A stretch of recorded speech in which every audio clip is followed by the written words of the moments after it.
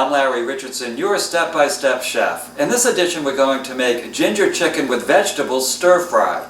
It's very easy using my method, even though it uses quite a few different ingredients. So come on, let me show you the step-by-step way to make ginger chicken with vegetables. Okay, here's the basic ingredients we need for our chicken ginger stir-fry. First of all, of course, we need chicken. This dish serves about 4 to 6 people, and we need a pound of chicken. So that's the first thing we have here. These are boneless, skinless chicken breasts. They are the easiest to work with when you're making this type of dish. The next thing we need is some ginger. This is about an inch of ginger. It's just a small piece. Don't worry about ginger. It's not as intimidating as it sounds, and I'll show you how to work with it.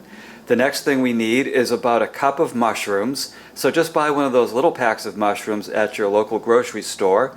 We need some chicken broth, some rice, whatever kind of rice you like. I bought basically a natural basmati rice. You might want to use minute rice, or for the heartier and healthier among us, you may want to use a brown rice. Brown rice is much more healthy for you. We'll need a little bit of cornstarch. We'll need some garlic, a small to medium onion, a red pepper, 2 stalks of celery, some scallions, some oil. We're going to use very little oil, some sesame seed. This is optional, but I like the taste. Some teriyaki sauce, and a head of broccoli. So this is just basically a pack of broccoli that you can buy in the store. So that's pretty much all we need for this dish. It's really not as hard as it looks, and I'm going to show you how to make it. So let's get started. Now before you do anything, take a look at what kind of rice you bought. Now the rice can sometimes take longer than actually making the stir fry, and you want them both to come out at the same time. The rice I bought takes a half an hour, so I'm going to start the rice now to make sure it's ready in time for the stir fry. If you bought a rice that only takes 15 minutes to make, or less, or even 5 minutes, then you don't need to make the rice first, because it will be sitting on the side while you're cooking the stir fry, and it'll get cold and sticky there. So you really need to time out the rice. Take a look at the package, take a look at it right now, and see what you're in for. If it's a brown rice, it can take 45 minutes to an hour. So the sooner you know, the sooner you can get started. So this rice, again, the kind I bought, takes a half an hour, and it calls for 1 cup of rice and 2 cups of water. Now what I like to do to give the rice a little bit of flavor is add 1 cup of chicken broth and 1 cup of water. And what this does is it just gives it a little bit more of an oomph independent of the main dish. But this is totally up to you. The 1 cup of water, the 2 cups of water are just perfect in most cases. Now some of the dishes will also call for a little bit of oil or butter to be added, and what this will do is make sure that the rice doesn't stick together. So if the rice that you bought calls for them, make sure to add it.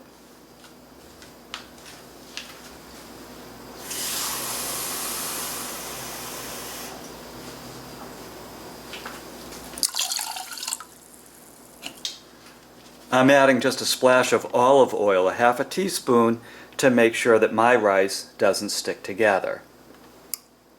There we go. Now I put this on high heat to get it up to boiling, and then once it's up to boiling, according to the recipe on my rice, I'm going to lower it down to about the first position on the stove, and that will make sure that it doesn't overcook. Most of them say to simmer the rice for whatever time it takes to finish it.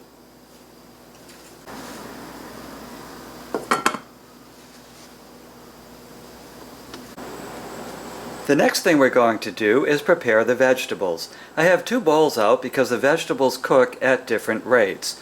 The heartier vegetables are going to be put into the frying pan first, while the softer vegetables, like the mushrooms and the scallions, will be put into the pan a little bit later in the cooking process when we're doing our sautéing. So the first thing I want to do is cut the onion.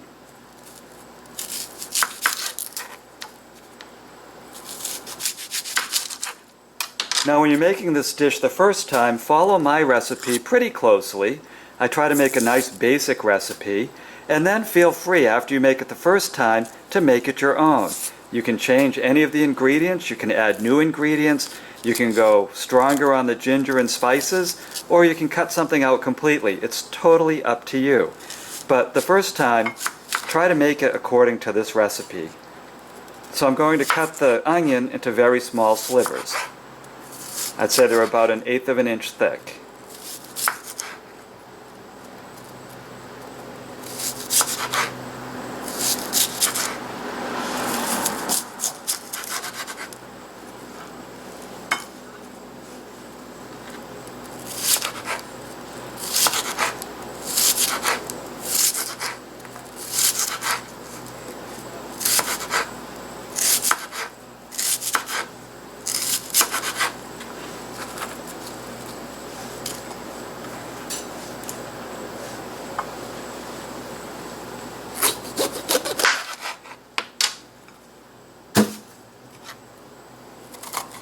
Now we'll cut up the red pepper.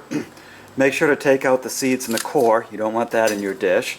And all of these vegetables have been rinsed off. They've been rinsed off before I started cutting. And we'll take this and we'll also put it into about 1/8 of an inch thick slivers.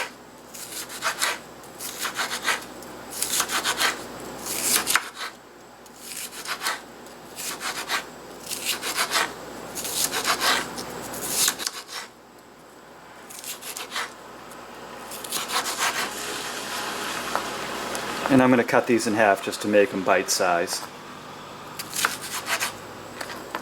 And those are going in with the onions too.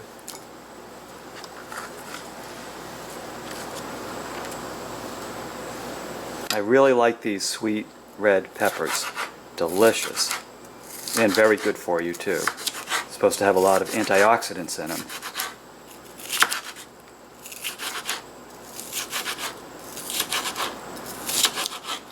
That's kind of has a little bit of rind to it, so I'm going to get rid of that.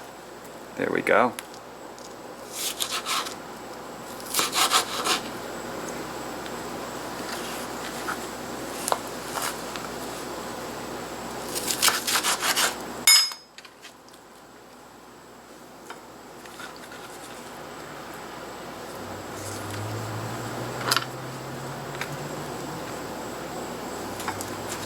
Okay, now we'll do the 2 celery stalks.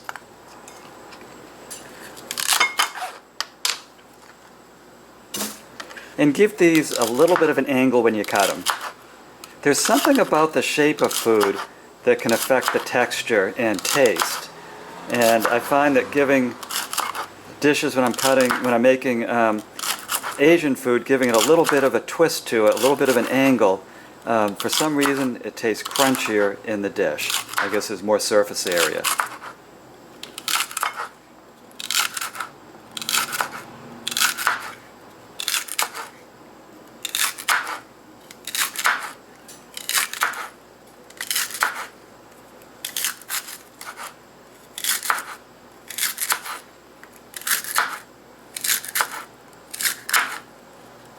And I stop right about there. I'm not really nuts about the thicker core in celery, the thicker stalk. I find that it can be a little bit too chewy for these dishes. However, if you like it chewy, go on and throw it in.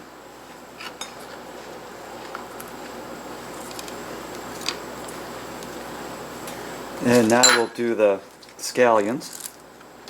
Scallions are a welcome addition to just about any of these Asian dishes. It really adds a freshness to this type of cuisine. And we'll cut these into about 1/8 to 1/4 inch in length.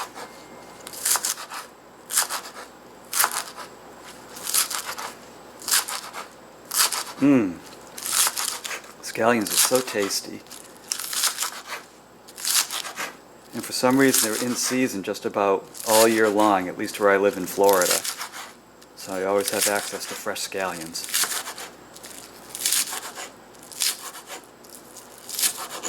And I'm going to throw away the tips.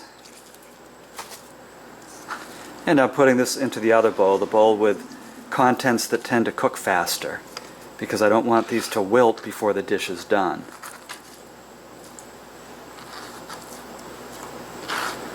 And I'm going to do the same with our cup of mushrooms. Okay. And it's our usual kind of thin cut. Let's cut these stalks down a little bit, but we can still use them.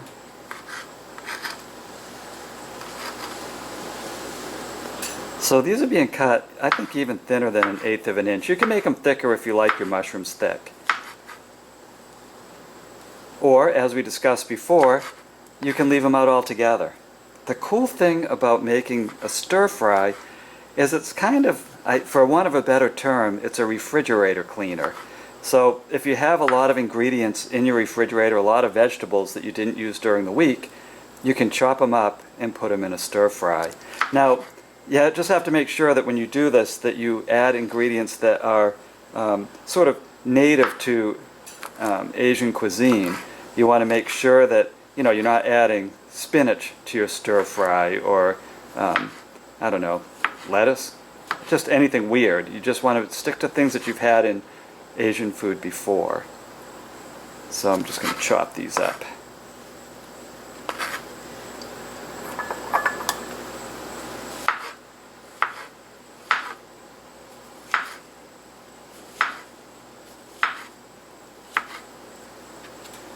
So I'm sort of chopping it that way and then in half. And that gives us nice pieces. Especially these larger ones. Think bite-sized when you're doing this. You don't want to do a lot of cutting when you're eating Chinese food.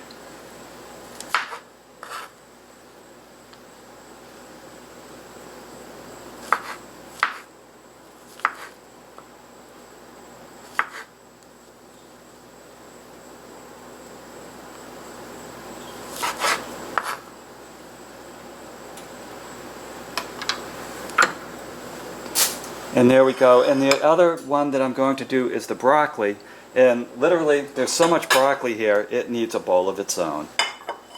So I hope that's not too big an inconvenience, but yes, you have to get another bowl down. And this broccoli has been rinsed off. Now, I don't like a lot of stock, this kind of stock, in my stir fry. If you do, you can cut this down. It's nutritious and it will add flavor and even a sweetness to the dish. It's just a little bit too tough for me, so I'm getting rid of the stock.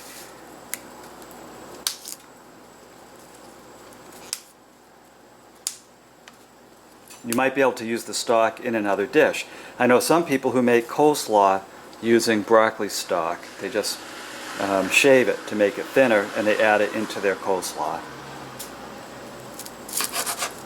Now I'm not going to cut these pieces too small because, believe it or not, the broccoli will cook down, and it's one of the first vegetables that we'll add to our pan to saute or stir fry. I guess maybe that's the better term to use for stir frying.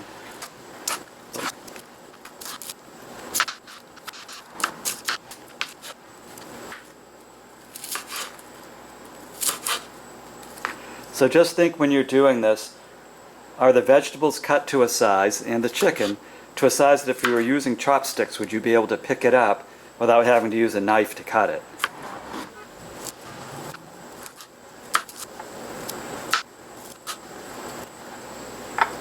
And there it is. There's our broccoli all cut up and ready to go. Now let's prepare our garlic and our ginger. Now I'm not going to use all this garlic, and I don't think you should the first time that you're making this dish. This is not, an Italian garlic fest. This is just garlic that'll add some flavor notes in the background. So I'm just adding half of this head of garlic. So that's just about this much, just half of it. And anyone who's seen my videos before knows that I am just crazy about these types of crushers. When I bought these originally, it was the Pampered Chef. That was the only place I could get one. But now they sell them pretty much everywhere. And it just crushes the garlic right down and makes it totally manageable.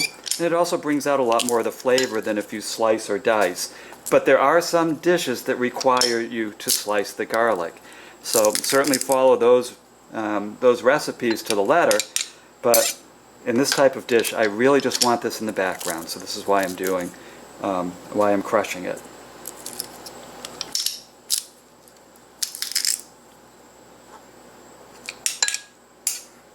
And as we said before, if you want to make yours much more garlicky or much more gingery, or add any other ingredients, please feel free to.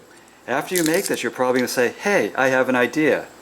Well, if you have an idea, follow it and see where you end up. That's the fun of cooking.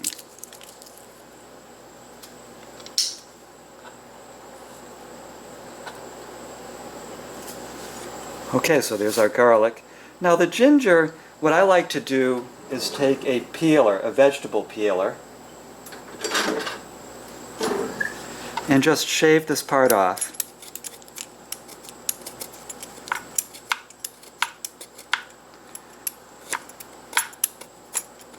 So this is the paper coming off of the ginger, the outer natural wrapping to it. And you might have to cut off some ginger knobs to get at the wrapper. You know, don't worry about it. Just do what you have to do to get down to the meat of the ginger root. It's not a hard process, it's just not a pretty process.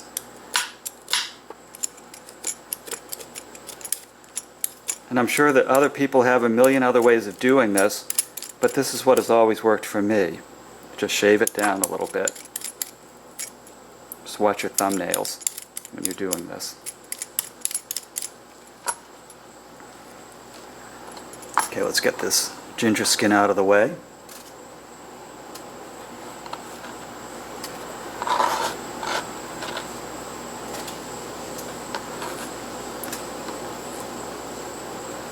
And I want to cut the ginger into very fine slivers. Very, very fine slivers. And the ginger is going to be added very close to the end of the recipe.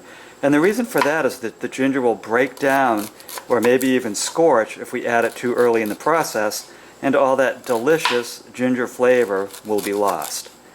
So we're going to set this aside. Now some people like to grate their ginger. I'm certainly in favor of that, if that's the way you like it. There's just a number of different ways to prepare it, but for this dish, here's how I'm going to prepare it. Wow, that smells good. And then what I want to do is just slice it into very, very small pieces after that.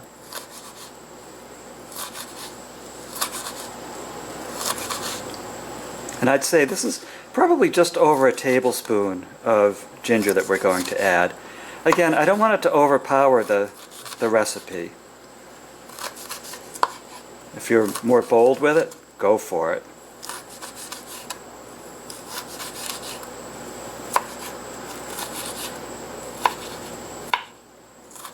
Let's give it just a little bit extra chop. Wow, that smells good. Now it looks like more than a tablespoon, but I think it's just the way it's laying. It might be a tablespoon and a teaspoon, who knows. But there we go. Now what we're going to do is chop our pound of chicken into small cubes. And one thing that I just want to know is that when you're making stir fry, you want to have all the ingredients ready to roll before you actually start to cook. And the reason for that is that it cooks fast. So if you're cooking something fast, you don't have time to break and do this. You're not going to have time to stop and chop up chicken. So you really need to have everything ready before you start. And that's true of just about every recipe, unless it's some kind of slow cooker. You want to have things ready to roll. So first I'm cutting this into strips, and then I'll just cut it into small pieces. And I'm cutting this on a plate because I like to keep the cutting surfaces that I cut vegetables in separate of those that I cut meat on. This avoids cross-contamination. And to tell you the truth, in all the years I've been cooking, I can't recall once getting what most people consider the stomach flu, which is usually caused by improperly handled food. I cannot recall getting sick once off of food that I prepared. So honestly, this works. So try to keep the surfaces from being contaminated. Don't prepare meat on the same surface that you're preparing vegetables. And make sure that if you're making a recipe that takes time, put the meat back into the refrigerator after you've chopped it up so it doesn't have a bloom of bacteria. So it doesn't end up getting, for want of a better term, so it doesn't end up getting full of salmonella. So let's just get this cut up, and then I'm going to put it back in the refrigerator.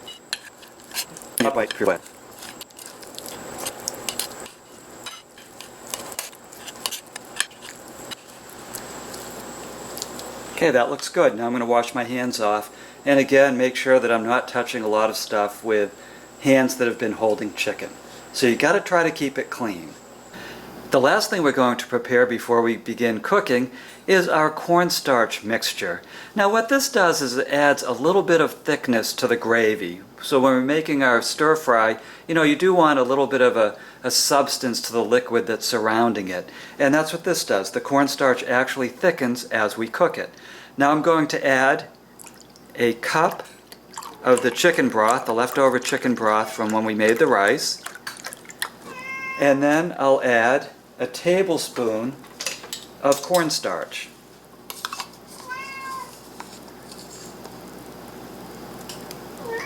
There we go, maybe just a little bit more. A little bit more to round that out. And then I'm going to stir it in with a fork. Now this is kind of an art, it's not a science. So sometimes when I'm making this type of dish, I find that I have to add a little bit more of the cornstarch mixture to thicken it up. It really depends on how the vegetables cook out. So I have to see what the volume is. And it also depends on your taste. You might like a little bit more of the gravy than I do. So I just want to have this ready so that when everything is cooked down, it's all combined, I can start making this mixture. So keep the cornstarch handy and keep the rest of the chicken broth handy too. So there we go. It's all sitting and it's ready to go. Let's cook. Now I've preheated this pan. It's on 4, which is 2 clicks below medium on my stove. So you want to be a little bit below medium. And I'm going to add a 1/2 tablespoon of oil to the pan.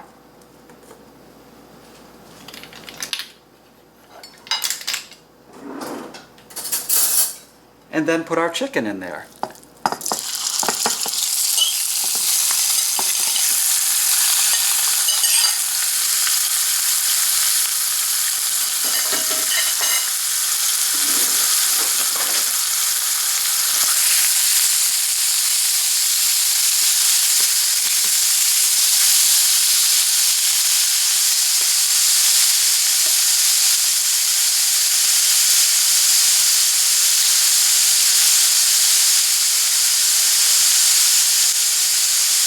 And I'm just going to brown the chicken.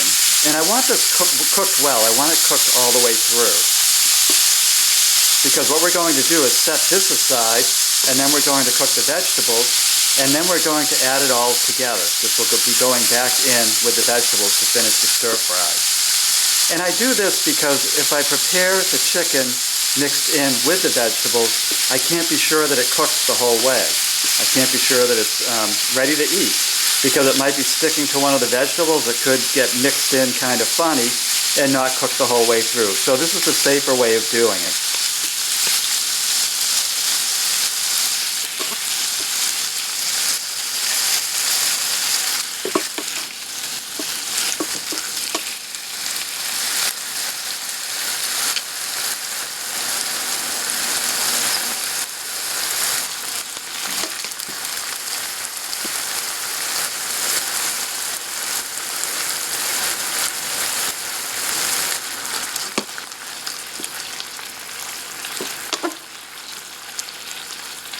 Now I can see as the chicken is cooking down that I could have cut it even smaller. So what I can do is take my spatula and give it a nice little cut. So take some of the pieces and just chop them in half, which is very easy to do as it cooks through.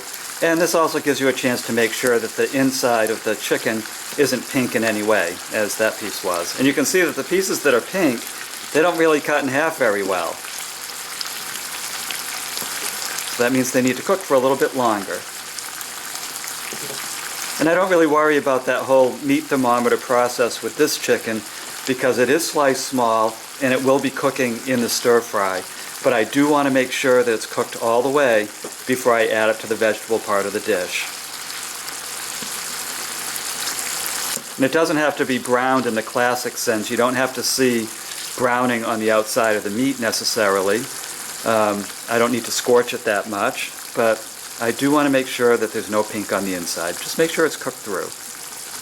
Trust me, the sauce from the stir-fry vegetables is going to be hot and honestly pretty molten. So anything left of this chicken will get cooked the rest of the way through at that point.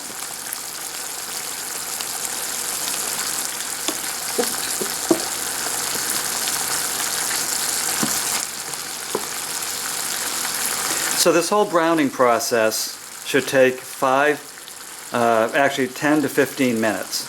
So the browning process should take 10 to 15 minutes.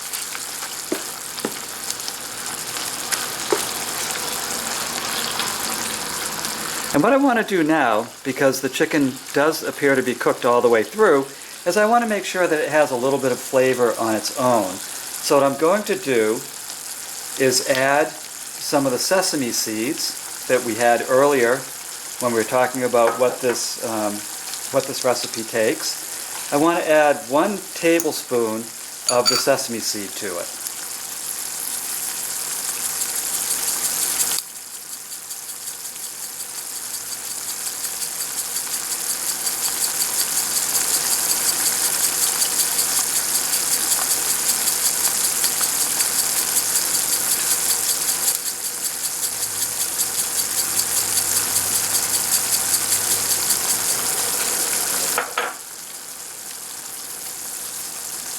And I want to add 2 tablespoons of our teriyaki sauce. Now I like the teriyaki sauce more than I like a classic soy sauce in this dish. And I think I'm going to add 3. I like that because the teriyaki sauce tends to be a little bit less salty, and you can always add soy sauce when you're actually consuming the meal. So there we go. I'm just going to stir this in. And I'll give it another 3 minutes in this sauce.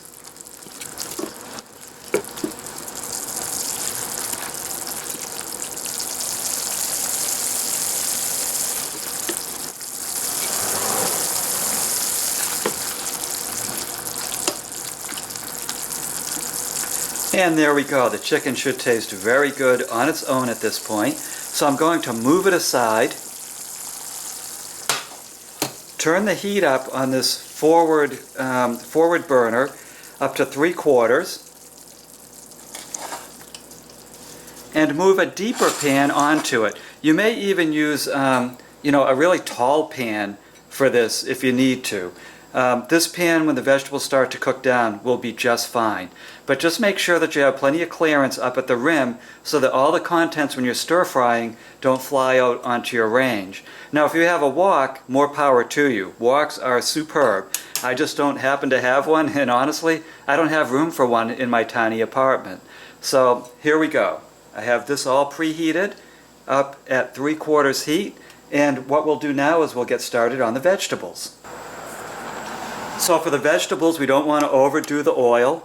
So I'm just adding 1 tablespoon of oil. And be quick about this. You don't want the oil to burn. And I want to put the broccoli in first.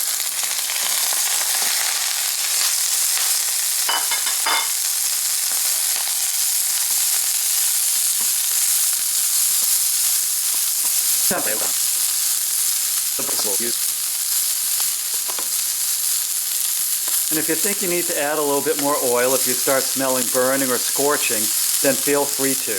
I think that I need to.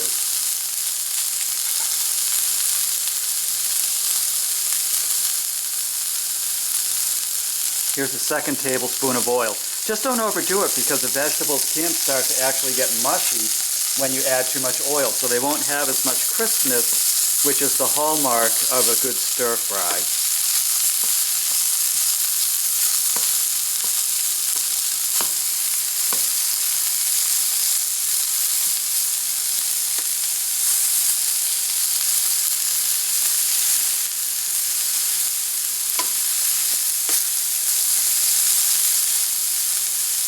See, there's a little bit of scorching. So I probably should have added a little bit more oil to start with.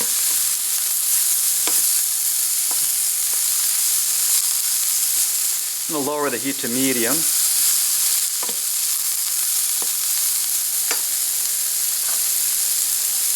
and add our next toughest vegetables.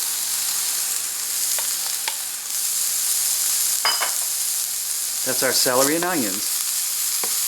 So the broccoli was in for about 5 minutes before I added the celery and the onions.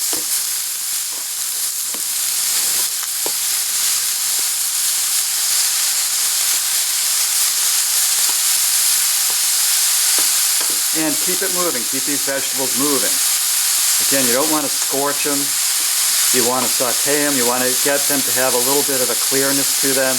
And I know it's stir-fried, but that's what you're looking for, just a little bit of clearness. But you still want them to have some crunch and a good fresh flavor when you're done cooking.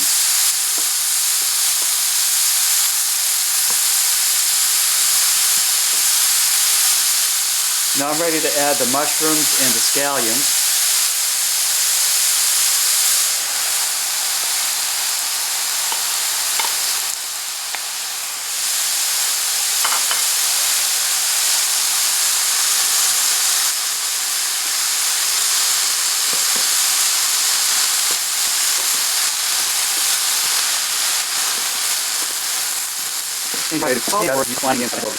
So you can see these vegetables are sauteing nicely. The broccoli has a nice dark color to it. The celery and the onions starting to get a little clear. And the mushrooms are reducing down. That's exactly what I want. And there we go. Now I'm going to add the ginger. The ginger and the garlic to the dish. And again, don't add these ingredients too early because they cook very fast and they will burn. And that's not what you want. You don't want smoked ginger and smoked garlic in your stir fry. And spread that out.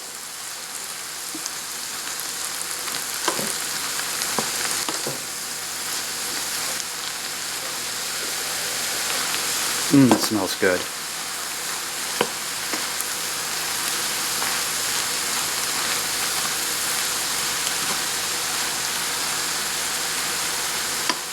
So I'm just going to stir fry this for about 2 more minutes before I start adding our cornstarch liquid to it.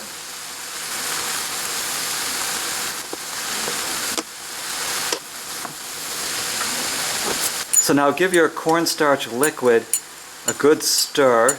Make sure that it's nice and uniform and there's no clumps of cornstarch in it. And then just pour it over.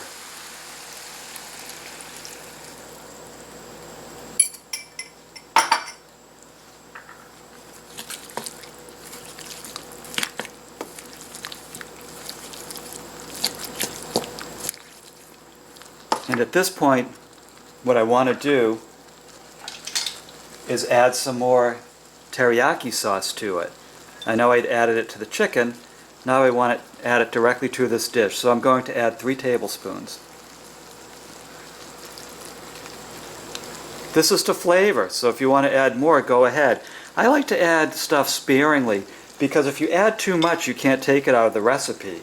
But if you add too little, you can always add a little bit more.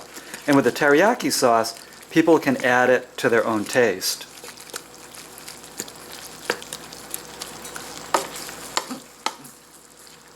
And now what I want to do is add some of the chicken to it. There we go.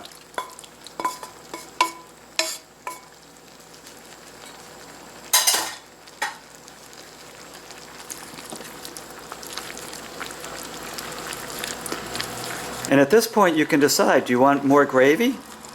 Do you like yours on the gravy side? If you do, you want to do exactly what we did before. And what I did on the fly is I made a second serving of our cup of chicken broth with a tablespoon of cornstarch. Now you can see we're really ending up with a lot of gravy. And, you know, honestly, some people like it this way. I do. I like a little bit of sauce with it.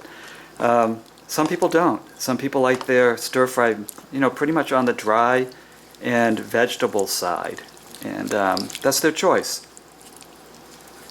It's all a matter of taste when you're cooking. So make it to your taste, and it's bound to be to the same taste of the people around you. And you can, what I like to do is after I make a dish, I ask the people I made it for, what could I do differently? I don't take a lot of pride in it one way or the other. And if they tell me they want more of this and less of that, want to know something? I try it. And I like to see whether I like it or not.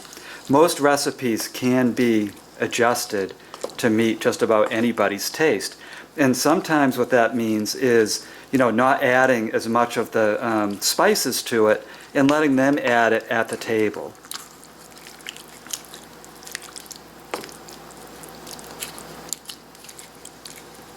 So what I'm going to do is let this simmer for about 5 minutes, which will cook the remainder of the vegetables through inside of this sauce. It'll get the broccoli a lot softer than it was, but not too soft. Again, you still want it to have a little bit of crisp to it.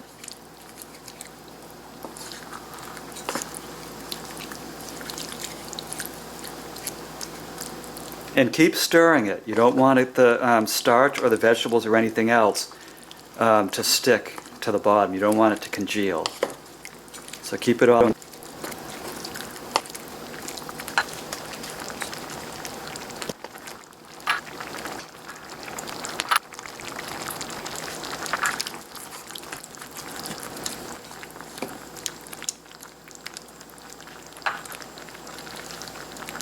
And that's it. This dish is ready to serve on rice.